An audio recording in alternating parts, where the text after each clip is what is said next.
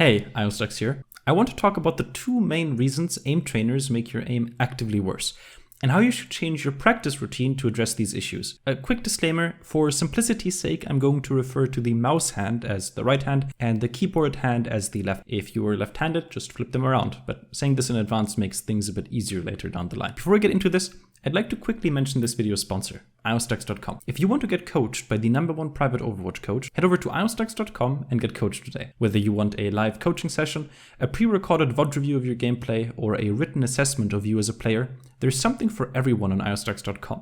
And no other coaching service comes even close to the consistent results that my coaching brings. Whether you want to reach a higher rating to increase the quality of your matches, or dream of going pro one day, getting a session with me will give you the edge you need. Visit ioStux.com and use discount code NEWCLIENT to receive 20% off your first order. That's discount code NEWCLIENT to receive 20% off your first order. Before we can talk about aim trainers, we need to establish some prerequisite knowledge that's necessary to understand what I'm about to tell you. First, we need to understand what relative crosshair placement means. The idea behind relative crosshair placement is that we aren't placing our crosshair right on the target, but offset relative to the enemy's hitbox. In simple terms, instead of aiming right at the center of our target, we are aiming at the head, which relative to the center point of the hitbox is offset. This is important to understand because it means that we aren't trying to maximize accuracy of shots overall, we are maximizing the accuracy of headshots, a small part of the enemy's overall hitbox. Next, ambidextrous coordination. If you ever got a chance to hold an instrument in your hand, you were probably able to play it easily with one hand. Take the piano, for example. Playing the right hand part of Für Elise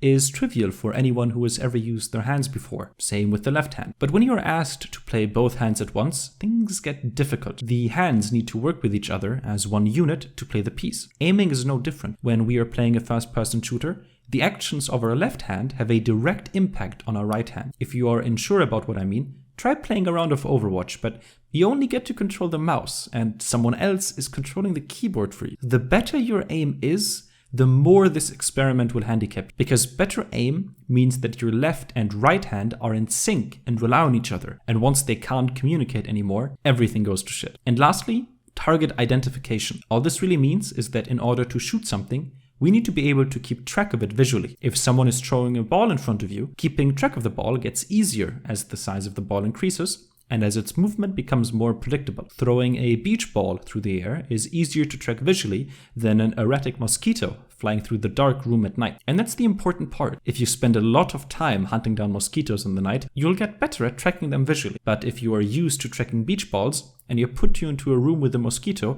well, Godspeed to you. Now that we have all the definitions out of the way, let's get into the 3 reasons aim trainers actively screw up your aim. The first is center mass aim. The most competitive aim training game modes, whether you are playing Aim Labs or Kovacs Aim Trainer, will have you shoot at very homogeneous targets. Spheres most of the time, sometimes pill-shaped targets. But ultimately, the most optimal way to improve your accuracy in an aim trainer is to aim center mass, because that gives you the most leeway for missed shots. Why aim at the top of the sphere if you don't get any bonus points for it? Intentionally shooting at a smaller part of the enemy's hitbox gets rewarded in FPS games. Headshots deal a lot more damage in a lot less time than body shots. But in an aim trainer, you are actively punished for trying to go for headshots.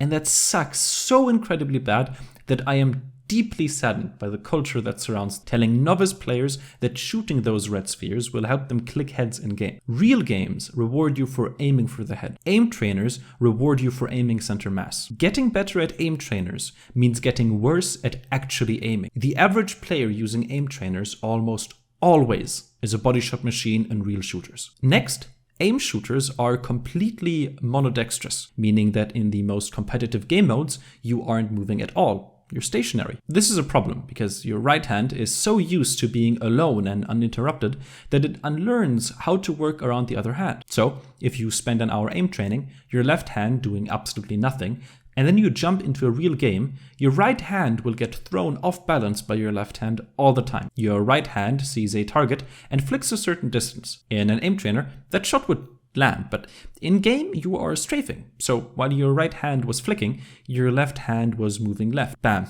Instead of landing the shot, you shot to the left with the enemy. And that sucks. The more time you spend in aim trainers, the less synergy your hands will have. This is the reason why when you are trying to learn a piece on the piano, You only want to play one hand at a time for a short period of time, and then quickly start slowly playing both hands at once. You can play the right hand and left hand part of La Campanella separately for 50 years, and you still won't be able to play both hands at once, no matter how much time you spend in aim trainers. The moment you go in game, it's as if all that time was for nothing. And lastly, the visual stimuli in aim trainers are dramatically simplified. The main reasons for this are lower development costs, higher frames per second, lower input lag, and a wider market appeal that's game agnostic. Great reasons for the companies developing those aim trainers, but problematic when it comes to applying skills developed in aim trainers into actual games. Remember that mosquito example from earlier? If a tracer is strafing in the middle of a million different projectile and ability particles, sparks, explosions, distortions, and UI elements, then you are trying to keep track of the mosquito. But in the aim trainer, no distractions, minimalist targets, minimalist environments, minimalist user interfaces, and you are literally shooting round, solid colored spheres. The fact is that this simply doesn't prepare you for the stimuli explosion that a game of Overwatch would be. So why do pros use aim trainers then? Good question. The reason is that all the issues we just talked about aren't really an issue to someone with years of FPS experience. Their hands already have years of synergy built up. They can adjust to non-center mass aiming once they go in game. They have played the game for so many hours that even if they aim train in a very non-busy environment, the game won't overwhelm them. So the downsides of aim trainers are all basically negligible to someone with thousands of hours of game time, who adds 50 to 70 hours more each week. And on top of that, aim trainers can provide a level of challenge they simply can't get in the game. But chances are, whoever is hearing this right now probably doesn't win tryhard FFA lobbies consistently, which means that those are plenty challenging already. Alright, enough dunking on aim trainers, let's solve this problem. All the problems I just mentioned are solved by playing tryhard FFA. You get all the benefits of aim trainers. No queue times, no downtime with respawns or walkbacks, but you don't get any of the downsides. Keep in mind that I am referring to tryhard FFA, not the deathmatch in the arcade. Arcade deathmatch is for people picking Roadhog so they can farm loot boxes. Tryhard FFA is for people who want to aim train or warm up, and usually comes with rules limiting certain abilities and characters that are against the spirit of those objectives. The first advantage is no downtime. When you play a match of quick play, for example, you waste a lot of time in the queue, you waste a lot of time in hero select. You may end up not being able to pick the character you want to warm up on. You spend a bunch of time pushing the payload, waiting for people to regroup, running back from spawn, looking at kill cams and spectating your teammates. Warm-up is all about shooting people, and a warm-up method with high downtime will give you problems. Tryhard FFA has basically no downtime. I could hop into a tryhard FFA in 20 seconds, including the time it takes to start battle.net. Next, and this is self-explanatory, if you are warming up in deathmatch, the visual stimuli and hitboxes are identical to the ones you're dealing with in a real ranked game. Granted, the visual stimuli and overall pressure is a little lower because ultimately factors like ranked anxiety, performance anxiety, and overall panic will overwhelm some people more than others. But nevertheless, deathmatch gives you the most realistic environment to practice your aim. And lastly, ambidextrous aiming. The biggest issue by far gets solved by actually training in the game you're playing in, assuming you're not playing some random ass workshop game mode that limits your movement. Now your left and right hand are forced to work with each other, build synergy, and anticipate what's going to happen. If your left hand wants to move right, then your right hand will adjust by slightly overwhelming to the left to compensate. Over time, your hand-eye coordination will improve, and so will your aim. One last extra bit. Someone recently asked me, ioStux, I'm trying to improve my headshot percentage, so I want to play some Valorant because the game is so reliant on headshots. Is this a good idea? I wanted to share my answer because I feel like it very concisely shares an important lesson about trying to make compromises. If you're trying to learn the piano and you are struggling a lot with the right hand part of a piece, then switching to an accordion won't help, even though your right hand is still pressing white and black keys, same as with the piano. Yes,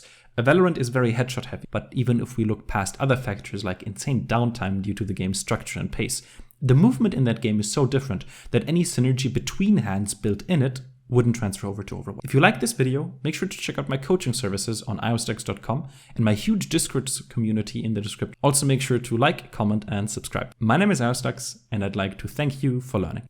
Hey!